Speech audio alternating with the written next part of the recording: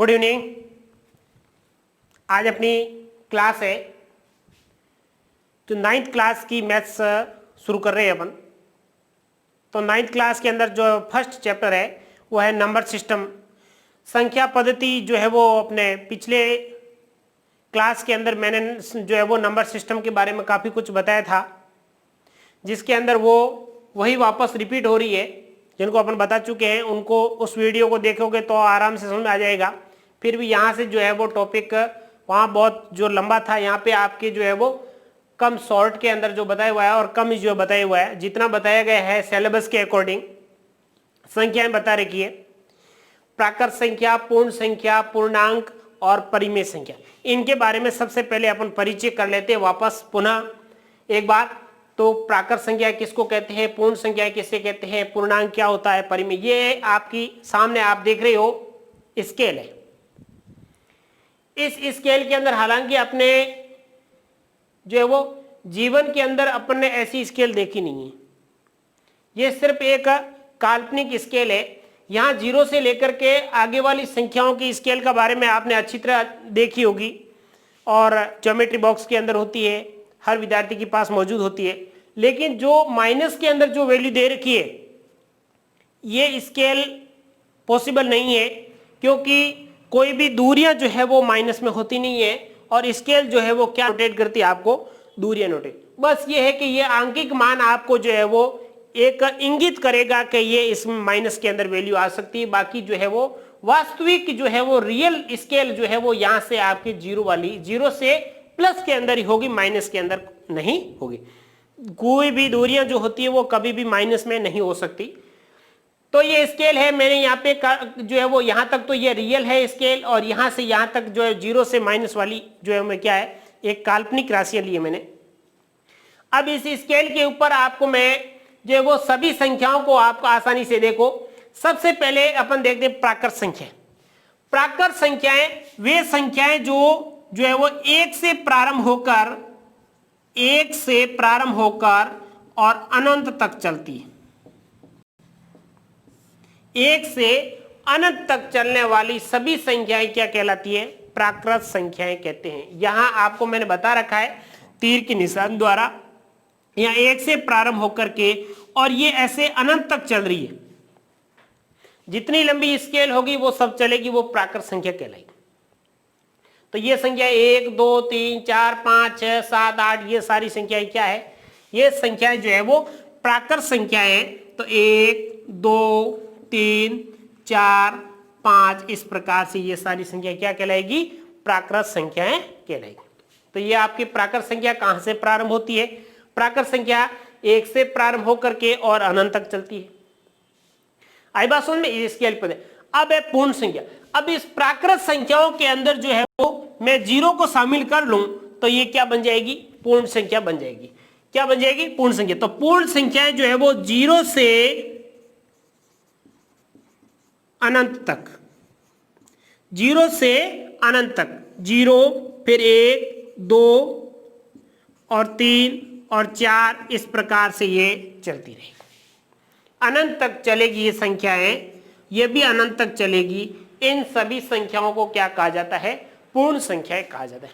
1 से प्रारंभ होकर 0 से प्रारंभ होकर अनंत तक चले तो वो संख्याएं क्या कहलाएगी, पूर्ण संख्या। अब आपसे क्वेश्चन पूछा जाएगा, क्या सभी पूर्ण संख्याओं को, क्या ध्यान से सुनना, क्या सभी पूर्ण संख्याओं को प्राकृत संख्याएं कह सकते हैं। ये सभी संख्याएं पूर्ण संख्या में उठा करके यदि प्राकृत की जगह रख दूं तो क्या ये प्राकृत कहलाएगी, नहीं कहलाएगी। ये 0 जो है वो आपके यहाँ है तो वो मौजूद रहेगा, और 0 जो है वो प्राकृत में नहीं आता है, इसलिए जो है वो ये संभव नहीं है। यदि ऐसा कहे उल्टा, क्या सभी प्राकृत संख्याएं पूर्ण संख्या हो सकती है, तो प्राकृत संख्या मेरी कहां से शुरू हो रही है, 1 से प्रारंभ हो रही है। तो ये 1 से सभी क्या है, 0 प्लस प्राकृत संख्या बराबर क्या कहलाएगा, तो इसको अपन कह सकते हैं 0 प्लस प्राकृत संख्या।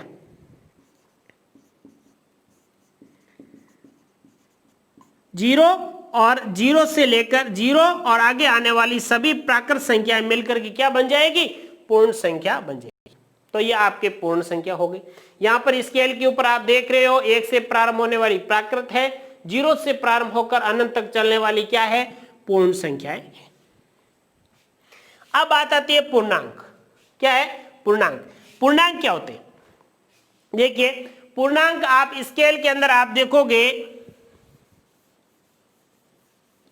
तो स्केल के अंदर दोनों जगह मैंने तीर का निशान कर रखा है और ये कहीं भी जो है वो नीचे इंगित नहीं कर रही है कि स्केल के अंदर कहां। ये जितनी लंबी स्केल होगी उतनी ही लंबी ये पूर्णांक चलते रहेंगे। पूर्णांक, ये पूर्णांक जो है वो प्लस वाले 0 से लेकर के और अनंत तक चलने वाले प्लस पॉजिटिव और 0 से इधर की तरफ माइनस में आने वाले सभी अंक जो होंगे वो क्या कहलाएंगे, पूर्णांक कहलाएंगे। क्या कहलाएंगे, पूर्णांक। तो यहां से ये सभी माइनस और प्लस, तो आप लिखोगे क्या, पूर्णांक क्या होगा, माइनस जो नेगेटिव चिन्ह से पॉजिटिव चिन्ह के बीच सभी पूर्ण संख्याएं, सभी पूर्ण संख्याएं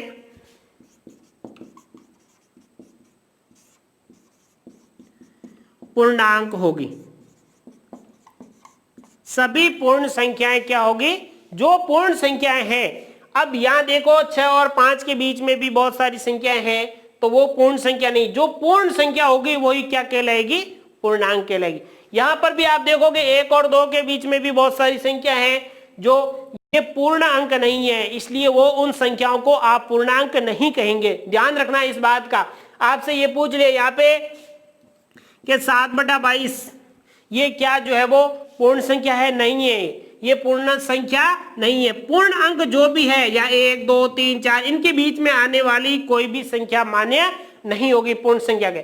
और पूर्णांक में वही माइनस के और प्लस के जो भी है, नेगेटिव चिन्ह से लेकर के और पॉजिटिव चिन्ह के बीच में जितनी भी सारी संख्याएं होगी, जो होना क्या चाहिए, पूर्ण अंक होना चाहिए। वो पूर्ण अंक होने वाली सभी संख्याएं क्या कहलाएगी, पूर्णांक कहलाएगी। तो ये आपके पूर्णांक के अंदर ये हो गया। आप लिख सकते हो -6, -5, -4, -3, -2, -1, 0, फिर 1 2 3 4 5 6 7 8, ये भी अनंत तक चलेगी और इधर भी जो है वो अनंत तक चलेगी। तो ये सारी संख्याएं क्या कहलाएगी, पूर्णांक कहलाएगी। अब चलिए नेक्स्ट है परिमेय संख्या। बहुत इंपॉर्टेंट है परिमेय संख्याओं को। तो परिमेय संख्या किसको कहते हैं, ऐसी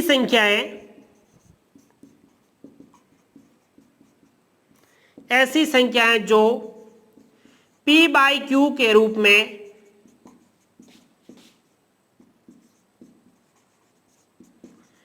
लिखी जाती हो, जहां q बराबर नॉट इक्वल टू 0। क्या लिखी जाती हो, ऐसी संख्याएं जो p/q के रूप में लिखी जाती हो जहां q बराबर 0 नहीं होना चाहिए, वे संख्याएं क्या कहलाएगी, वे संख्याएं जो है वो परिमेय संख्याएं कहलाएगी।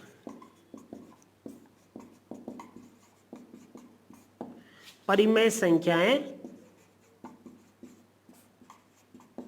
कहलाती, क्या कहलाती है, परिमेय संख्याएं कहलाती है। तो ये संख्याएं क्या कहलाएगी, आपके परिमेय संख्याएं कहलाएगी। अब परिमेय संख्याएं कैसे होगी, देखो, क्या एक परिमेय संख्या है, 2 परिमेय संख्या है, 3 परिमेय है, 4 परिमेय है, 5 है, 6 है, 7 है। यहां पर मैंने तीर का निशान लगाया है। तीर का निशान पूर्णांक और परिमेय के अंदर आप देख रहे हो, दोनों में मैंने एक ही जैसे तीर के निशान लगाए, लेकिन दोनों में अंतर है। अंतर क्या है, पूर्णांक के अंदर इनके पूर्ण अंक जो है वही आंसर आएगा, जबकि परिमेय के अंदर ये पूर्ण अंक तो होंगे ही होंगे, उनके पूर्ण अंकों के साथ साथ में इनके बीच में आने वाली सभी संख्याएं जो है वो मौजूद रहेगी। वो क्या कहलाएगी, परिमेय संख्याएं कहलाएगी। ऐसी कोई भी संख्या हो जिसमें हर में 0 नहीं होना चाहिए, वो सभी संख्याएं क्या कहलाएगी, परिमेय कहलाएगी। वो सभी संख्याएं क्या कहलाएगी, परिमेय। तो यहां पे आप देखोगे कि 0 और 1 के बीच में भी कुछ न कुछ कोई न कोई संख्या है। तो 0 और 1 के बीच में जितनी भी संख्याएं हैं, अनंत संख्याएं होगी और वो सभी संख्याएं क्या कहलाएगी? परिमेय कहलाएगी। 0, 1 और 2 के बीच में भी संख्याएं हैं तो 1 और 2 के बीच में भी होने वाली सभी संख्याएं क्या कहलाएगी? परिमेय कहलाएगी। इधर माइनस के अंदर मैं ले लूं तो -1 और -2 के बीच में भी संख्याएं हैं तो भी वो क्या है? परिमेय है। बस ये शर्त है कि उसका हर 0 नहीं होना चाहिए। कोई भी संख्या लिखी ले, जैसे 3, तो 3 के नीचे आप 1 लिख सकते हो, कोई दिक्कत नहीं है। तो ये क्या बन गई? परिमेय बन गई। क्या बन गई? परिमेय बन गई। तो ये एक परिमेय राशि है। जैसे मैंने यहाँ पे लिखा -2 के नीचे आप 1 लिख सकते हो तो ये क्या है? परिमेय संख्या है। तो 5/7, 9/3, 8/7, -5/3, -2/7, -7/3, ये इस प्रकार की सारी संख्याएं क्या कहलाएगी? परिमेय संख्याएं कहलाएगी। क्या कहलाएगी? ये सारी संख्याएं जो है वो परिमेय संख्याएं कहलाएगी। तो ये आपके हो गया पूर्णांक, पूर्ण संख्या, प्राकृत संख्या, परिमेय संख्या और जो है वो परिमेय संख्या। इन सभी संख्याओं के बारे में आपने जानकारी अच्छी तरह से देख ली। अब अपन चलते हैं चैप्टर के अंदर। जो आपकी प्रश्नावली 1.1 क्या है, उस प्रश्नावली के अंदर क्वेश्चन कौन कौन से है वो देखते हैं।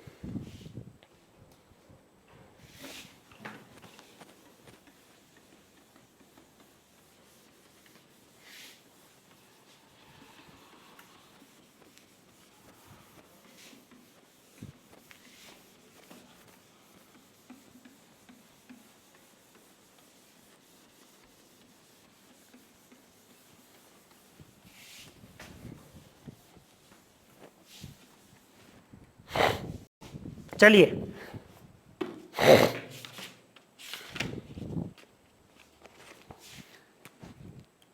फर्स्ट क्वेश्चन देखिए।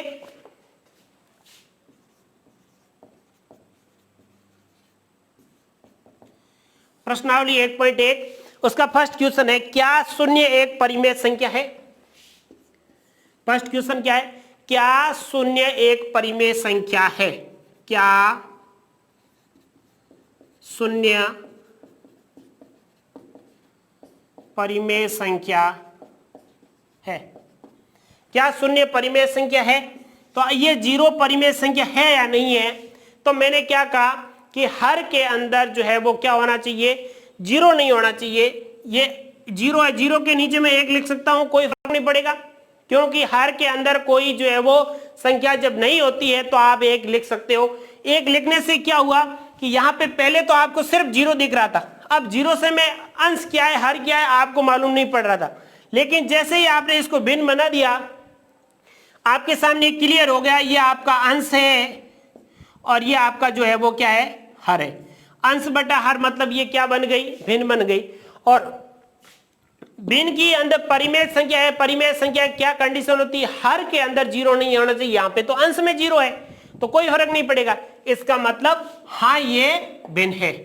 हाँ ये 0 परिमेय संख्या है, बिल्कुल 0 परिमेय संख्या है। आप 0 को ऐसे लिख सकते हो, ये क्या है? एक परिमेय संख्या है।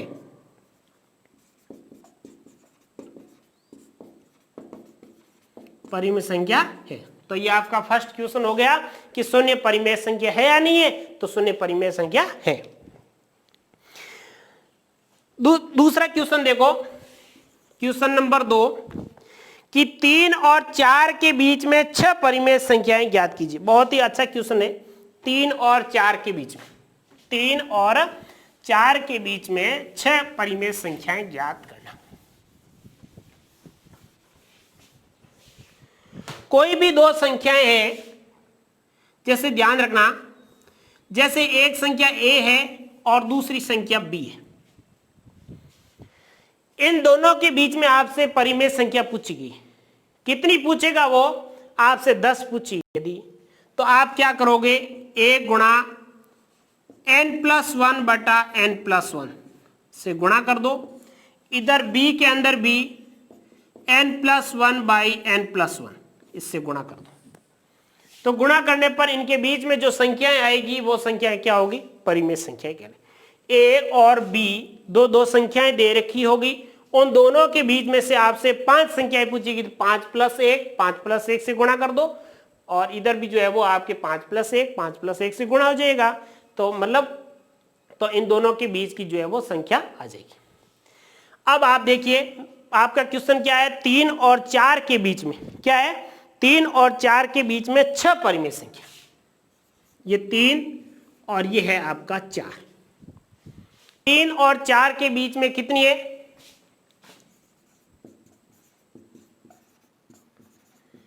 6 परिमेय संख्या, 6 परिमेय संख्या, 6 परिमेय संख्या आपको ज्ञात करनी है। तो आप देखिए 3 गुणा आर से 6 का है, तो 6 + 1 बटा 6 + 1, और इधर भी 4 गुणा 6 + 1 बटा 6 + 1, कोई फर्क नहीं पड़ेगा। तो यहां पर तो हो जाएगा 3 गुणा 7 बटे 7, और इधर भी हो जाएगा 4 गुणा 7 बटे 7। यहां पर तो आ गया 7 × 3 21 बटे 7, यहां पर आ गया 28 बटे 7, 21 बटे 7 और यहां आ गया 28 बटे 7। अब 21 और 28 बटे 7 के बीच में संख्याएं कौन कौन सी आएगी, देखिए 21 के बाद में कितना आता है, 22 बटे 7, 23 बटे 7, 24 बटे 7, 25 बटे 7, 26 बटे 7 और 27 बटे 7, ये संख्याएं होंगी। ये सब 21 बटे 7 हर सब के बराबर है, अंश में 21, 22, 23, 24, 25, 26, 27 और 28, ये संख्याएं कंटिन्यू। तो ये 21 बटे 22 बटे 7, 23 बटे 7, 24 बटे 7, 25 बटे 7, 26 बटे 7, 27 बटे 7, इन दोनों संख्याओं के क्या है, बीच में है। और कितनी संख्या है, उसने कि 6 का है, ये 2, ये 4 और ये 2, 6 संख्या हमेशा इतनी ही आएगी यदि माइनस में नहीं हुई तो, और माइनस में यदि हुई तो कुछ संख्याएं आपको डबल मिलेगी, लेकिन आपको उनमें से कोई भी 6 संख्याएं ले लेनी है, कोई फर्क नहीं पड़ेगा। कैसे, ध्यान रखना, यदि एक संख्या माइनस में दे दी जाए या दोनों ही माइनस में दे दी जाए, तो आपसे माइनस के अंदर ये भी लोगे तो ये जो मान राशियां बड़ी आ जाएगी, और पॉजिटिव यदि चिन्ह होगा तो उनके बीच में जो आपसे 6 पूछे तो आप 7 बटे 7 से गुणा कर दो, 8 पूछे तो 9 बटे 9 से कर दो, 10 पूछे तो 11 बटे 11 से गुणा कर दो, यदि उनके हर समान हो तो। यहां तो देखो हर समान है, दोनों के हर क्या है, 1-1 है, और यदि हर भिन्न होंगे तो मैं बताऊंगा उसको कैसे करते हैं। तो ये आपका आंसर आ गया, क्या है आंसर, ये आपके इन दोनों के बीच में जो है परिमेय संख्या पूछी, तो ये 22 बटे 7, 23 बटे 7, 24 बटे 7, 25 बटे 7 और 26 बटे 7 और 27 बटे 7 आपका आंसर आ गया। चलिए नेक्स्ट,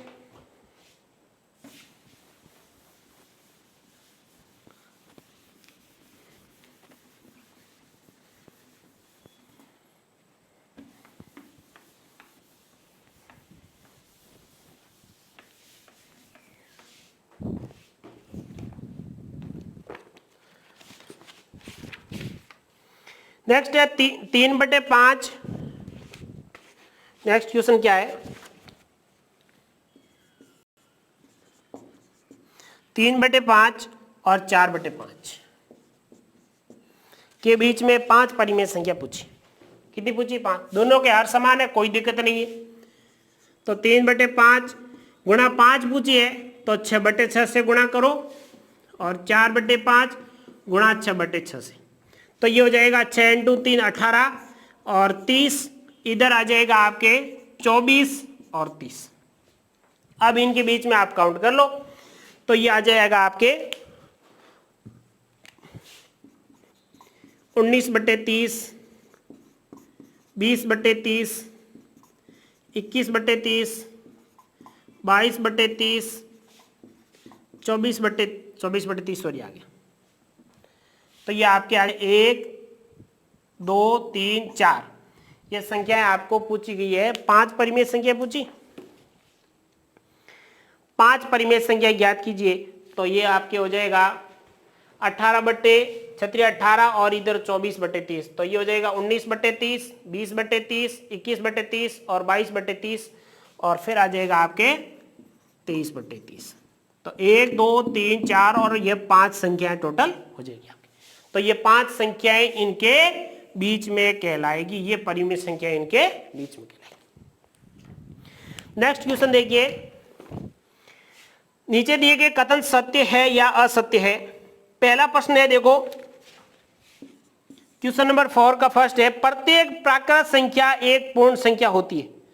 प्रत्येक प्राकृत संख्या, अपन ने देखा जितनी भी प्राकृत संख्याएं थी वो पूर्ण संख्या में मौजूद है कि नहीं है।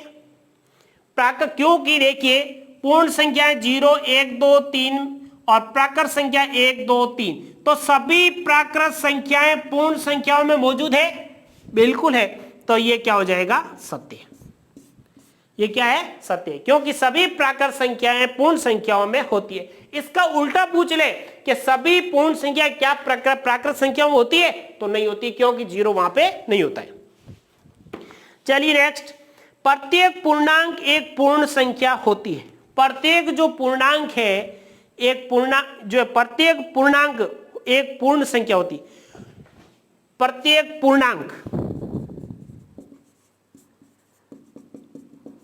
पूर्णांक अपन टेबल देगा, पूर्णांक क्या पूर्ण संख्या होती है। पूर्ण संख्या कहां से प्रारंभ होती है, 0 से प्रारंभ, 0 1 2 3 4 5, ये पूर्ण संख्या कहलाए। लेकिन पूर्णांक में क्या है, 0 भी आएगा, 1/2 भी आएगा, 3/4, जो ठीक है ना, ये पूर्णांक के अंदर 1/2 बीच में वाली संख्याएं आ जाएगी, फिर माइनस वाली संख्याएं भी आ जाएगी, -1 -2 -3 ये भी होगी। तो ये सारी संख्याएं क्या है, ये तो पूर्ण संख्या तो 0 से प्रारंभ होकर के 1 2 3, लेकिन पूर्णांक में ये सभी संख्या होती है, माइनस और प्लस दोनों संख्या होती है, तो ये नहीं होता है, यह असत्य। क्या होता है, यह असत्य। नेक्स्ट देखिए, प्रत्येक परिमेय संख्या एक पूर्ण संख्या होती है। प्रत्येक परिमेय संख्या क्या, प्रत्येक परिमेय संख्या एक पूर्ण, ये इसमें 1/2 नहीं होता है। प्रत्येक परिमेय संख्या क्या, परिमेय संख्या में क्या होता है, परिमेय संख्या भिन्न वाली सभी संख्या होती है। और पूर्ण संख्या होती है क्या, पूर्ण संख्या में तो 1 2 3 4 ये पूर्ण मान आएंगे, लेकिन परिमेय में इनके अलावा भी मान होते हैं। तो प्रत्येक परिमेय संख्या पूर्ण संख्या नहीं होती है, यह भी असत्य है। प्रत्येक परिमेय संख्या पूर्ण संख्या नहीं होती है, लेकिन प्रत्येक पूर्ण संख्या परिमेय संख्या होती है। तो ये इस बात का विशेष ध्यान रखें, ये दोनों ही असत्य है। तो ये आपके जो एक चैप्टर कंप्लीट हो गया। नेक्स्ट चैप्टर जो है वो अपन कल करेंगे, और इसको जो है वो सारे क्वेश्चन को अपने हाथ से जो है वो एक बार रफ कॉपी के अंदर मिला लेना, पूरा वीडियो देख लेना और लाइक कर देना, शेयर कर देना, ताकि प्रत्येक बच्चे को इसका फायदा मिल सके। Thank you.